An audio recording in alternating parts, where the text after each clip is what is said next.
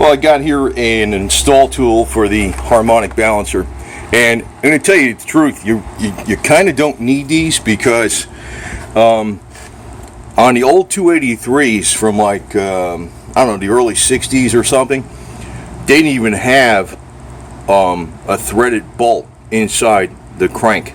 The harmonic balancer was just pressed on there.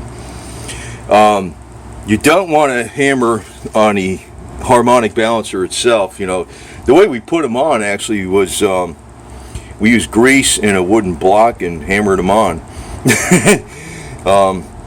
And you know, I don't know, you know, they tell you not to do that, but that's back in the day. They didn't even have a thing that they didn't have the end of the crankshaft that was threaded. I would not recommend doing that. So I just kind of tapped it on with a wooden block a little bit, and I says, let me get the tool. So this guy that sold the tool was in Tennessee, and I says, well, that's cool, I'll get it from him. Southerner. So but this is the side for the big block. It screws in there, and it's got, you know, the side for the small block Chevy. So when you tighten this up, there's a bearing in here basically. So you can get away, there's another way you can do this. You can actually get a long bolt and several fender washers and put some grease on it, and you can tighten it down that way. But this tool is not that much money, so I picked it up. The one thing I'm waiting on is ordered from Summit Racing a Edelbrock Performer manifold with the square flange, the square bolt pattern because they got a Holly carb. That should be coming in pretty soon, so I can put that aluminum intake on there.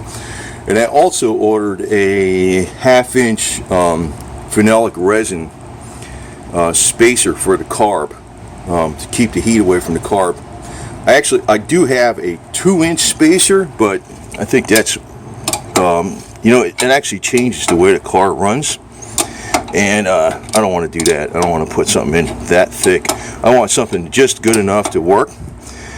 I think the aluminum intake, when it comes in, is going to help dissipate the heat and also help the engine warm up quicker, because I don't have, in other words, the fuel heat up quicker in colder temperatures, because I don't have with the Holly carburetor, I don't have the Rochester had, like on the exhaust manifold, there was like a piece of sheet metal with a little actuator that heated up the it was in the snorkel on the air cleaner that took the hot air from the exhaust manifold and directed it into the intake to help warm the engine up to take the choke off quicker. So I'm running a manual choke, but I think the intake manifold, I don't know if it's going to give me any kind of performance really to speak of that I'll notice, especially, you know, I mean 5,000 RPMs or 4,000 RPMs maybe, but it's going to help with heat dissipation, and in other words, warm the engine up, the fuel mixture up quicker, and cool down the fuel mixture when I shut the engine off in 95-degree heat.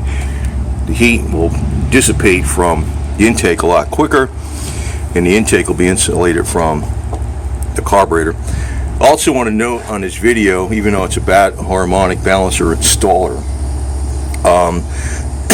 I did find where there's a phenolic resin spacer for this. It's an 1/8 inch. I don't know if I'm going to put that in there. I'm going to continue on. I'm going to probably paint these clothespins orange and put the clothespins back on here for heat dissipation from the fuel line, which is, you know, this is insulated here, and but basically fuel bubbles up because this is attached to the block with only a single gasket, and the new fuel, which is ethanol, will boil at a much lower boiling point. And that's one of the reasons these older cars have problems with vapor lock.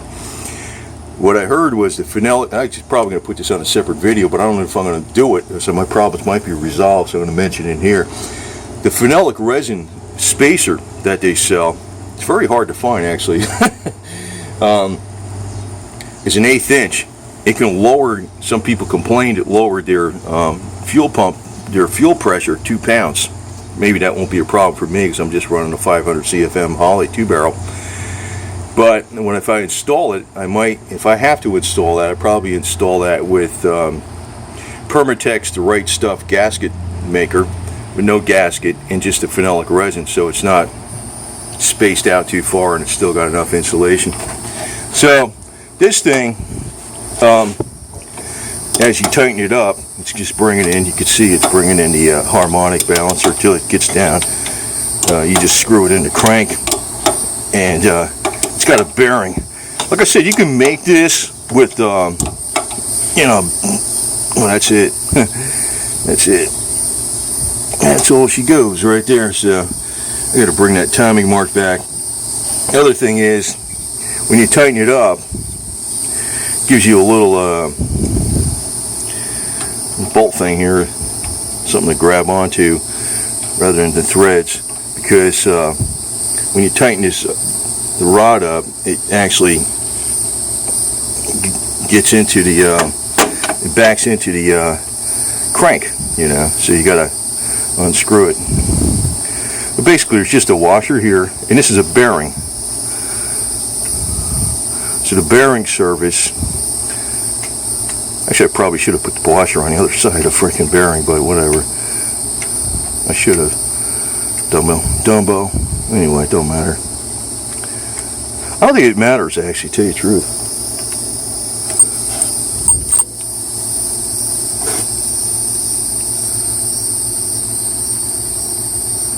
Well, oh no, that's, yeah, the bearing, yeah.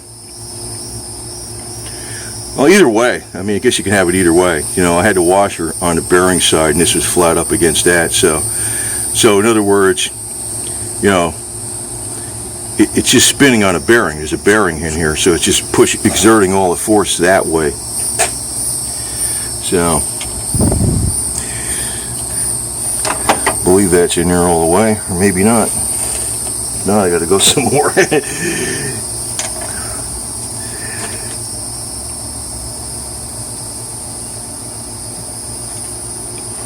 That's a good question. I don't think I got that sucker in there all the way. Felt like it stopped. So, anyway, but this is the tool, and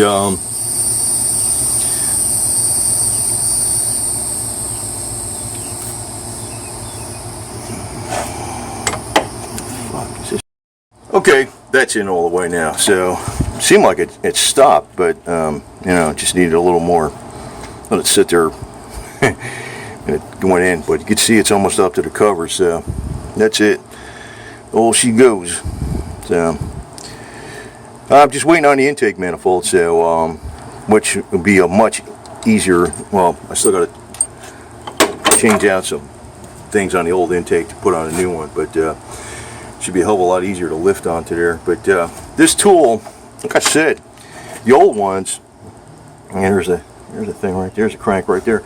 The old 283 Chevys and stuff, they didn't, I think even maybe the 327s, they didn't even have this, they were just pressed on there.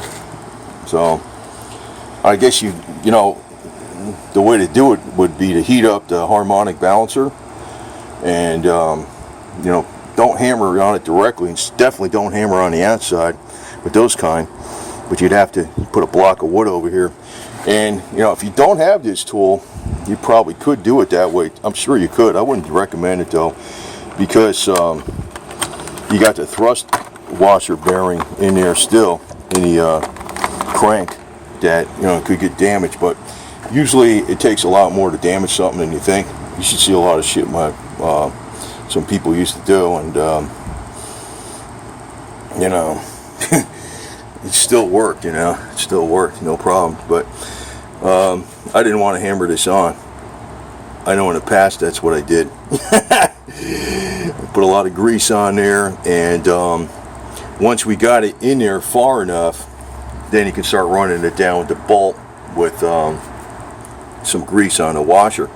You could do it that way. That's basically what we did. So, but better off using the tool. And I figure this engine probably got some wear on it, because it's got a clutch, so the thrust bearing on the main It's probably got some more wear on it from, you know, pressing down the clutch, because you press down the clutch, you're pushing the crank. So, you know, I don't want to go beating on this thing anyway.